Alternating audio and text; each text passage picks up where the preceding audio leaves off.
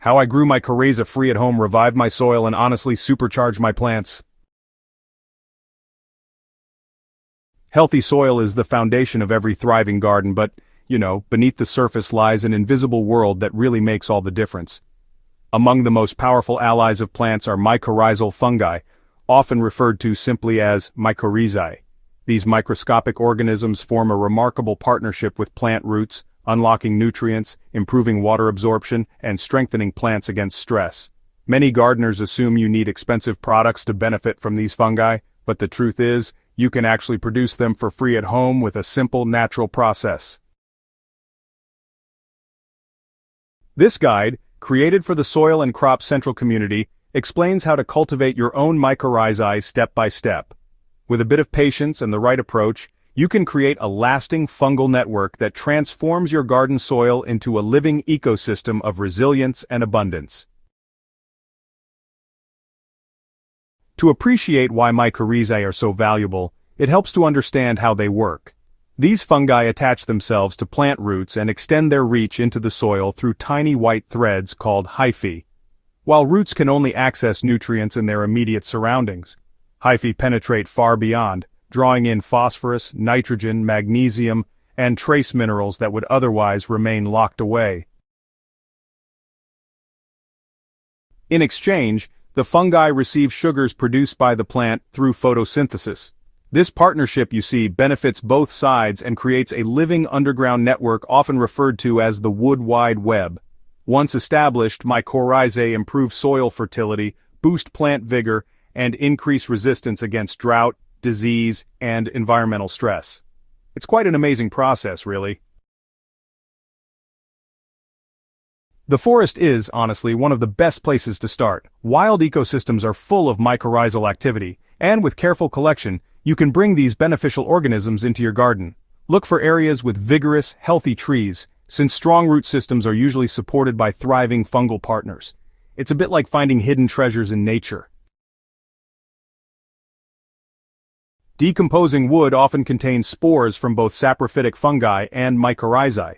So, go ahead and collect small chunks of rotting branches, especially those showing visible white threads or fungal patterns. Fallen leaves, small roots, and surrounding soil are also excellent sources. Roots from healthy pines, oaks, or other well-established trees are particularly valuable because they often carry mycorrhizal spores already attached. It's like gathering nature's own toolkit for your garden. Once collected, the next step is to provide these fungi with a suitable environment to multiply. Pine bark is, honestly, one of the best mediums to use. It offers the right structure, maintains moisture, and provides organic compounds that fungi really thrive on. Fill a container with generous amounts of pine bark and add the forest materials you collected: roots, wood pieces, and leaves. Keep the mixture slightly moist but never waterlogged, since excessive water can, actually suffocate fungal activity. Within a short time, the first signs of life will appear in the form of thin white filaments spreading through the bark. This is the hyphal network beginning to expand. While fungi can begin growing independently, they thrive best when paired with a living host. Pines are especially suitable because they naturally form strong partnerships with mycorrhizal fungi and develop quickly under the right conditions. Place a small pine seedling directly into the prepared pot of bark and forest matter, covering the roots well, and adding more pine bark to stabilize it. With consistent care, the fungal community begins to flourish. After a few weeks, you may notice white threads weaving through the bark. Over time, these networks thicken and attach to the plant roots. When you gently lift the plant from its pot, you will see tiny white nodules and filaments clinging to the root system. These are the living Mycorrhizae, and they are the treasure you are cultivating. The transformation becomes even more obvious when you compare plants grown with Mycorrhizae to those without. Mycorrhizal plants tend to show greener foliage, stronger stems, and more vigorous growth overall. Once the fungal partnership has been established in pine bark, it is time to expand into soil. Transplant the mycorrhizal host plant into a pot filled with regular substrate while keeping the fungal network intact. Over the following weeks, the fungi spread into the new soil environment, colonizing fresh root growth and continuing to multiply. This stage is really crucial because it bridges the fungi from a controlled container into the kind of substrate you use in your garden. As they adjust, the fungi keep reproducing, creating a self-sustaining network that's capable of inoculating other plants nearby. At this point, you already have a growing culture of fungi. The next step is scaling it for use across your garden.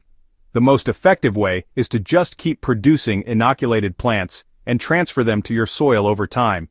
Each mycorrhizal plant you add enriches the fungal community underground. Perennial plants such as pines, rosemary, and lavender are particularly good at sustaining long-term fungal populations. Once established, they act as reservoirs of Mycorrhizae, spreading the fungi naturally through the soil and connecting with other plants. Citrus trees, roses, and many vegetables also respond positively to mycorrhizal colonization. By placing mycorrhized plants near them, you create opportunities for the fungi to branch out and colonize new root systems. Maintaining healthy mycorrhizae requires balance. Avoid using strong chemical fertilizers or fungicides, as these can disrupt or, even kill beneficial fungal populations. Instead, feed your soil with organic matter such as compost leaf mulch or well-decomposed bark. These materials provide food for fungi and help sustain their growth. Water management is equally important. Fungi need moisture to thrive, but excess water leads to suffocation and decay. Keep soil consistently damp but never waterlogged.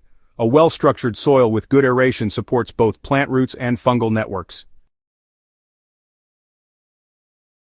The most powerful benefit of cultivating mycorrhizae is that once established, they maintain themselves. Unlike fertilizers that must be reapplied, fungal networks expand naturally and continue to provide nutrients year after year. They also restore balance to the soil, improving microbial diversity and, honestly, creating healthier ecosystems. For gardeners seeking a long-term solution to soil fertility, Mycorrhizae offer an answer that is both effective and environmentally friendly. By cultivating them at home instead of relying on purchased products, you not only save money but also ensure your garden develops with the same natural resilience found in forests. Creating your own mycorrhizae for free is a rewarding and transformative process.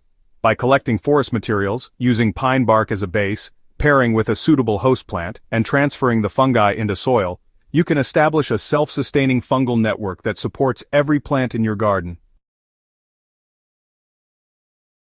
Once in place, these microscopic allies will work tirelessly beneath the surface, ensuring stronger growth, better yields, and healthier soil for years to come. If you found this guide helpful, remember to subscribe to Soil and Crop Central and share this resource with fellow growers. Together, we can build gardens that thrive naturally and sustainably.